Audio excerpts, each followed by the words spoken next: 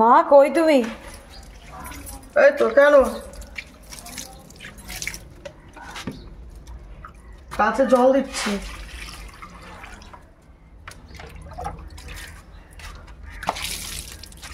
উপরের গাছে জল দিছো?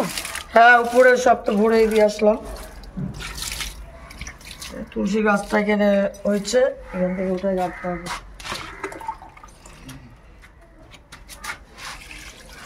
বাবা পেঁপে গাছটা তোমার হাইটের। দেখি তো দুইজন মিলে এক সাইডে দাঁড়াও তো, একদিকে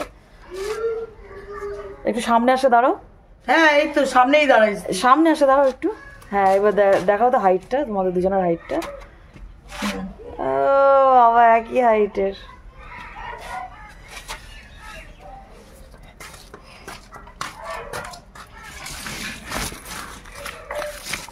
এই গাছগুলো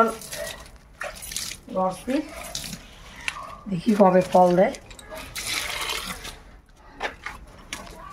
উপরের গাছে সব জল দিয়েছি, এখন নিচের গাছগুলোতে জল দিচ্ছি। জল না দিলে তো হবে না। এগুলো সব আমার বেলের চারা, বেলের চারা লাগে আমার।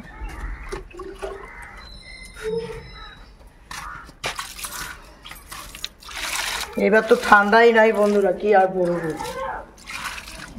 এবার ঠান্ডাই নেই। কে বলছে ঠান্ডা নাই? বাবা ঠান্ডা নাই, এবার ঠান্ডা নেই, এবার ঠান্ডা নেই, ঠান্ডা নেই করতে করতে যখন ঠান্ডাটা দিবে তখনকার বুঝবা। যেরকম গরম নাই, গরম যখন দিল, গরম একদম ঘামায় দিল। এবার ঠান্ডা দিলেও বেশি দিন ঠান্ডা থাকবে না।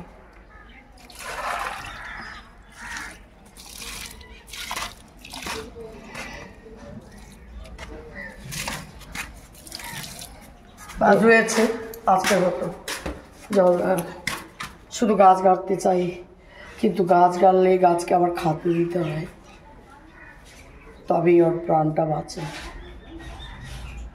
গাছের যত্ন না করলে গাছে ফুল দিবে না, ফল দিবে না, ছায়া দিবে না। যেমন আমরা সারা রোদ্দুর থেকে আসছি, কিন্তু আমরা ওই গাছের ছায়াতেই একটু বসি। গাছের ছায়াটার খুবই প্রয়োজন, গাছের ছায়া। আবার ধরুন অক্সিজেন, গাছের খুবই প্রয়োজন, গাছ লাগানো খুব প্রয়োজন।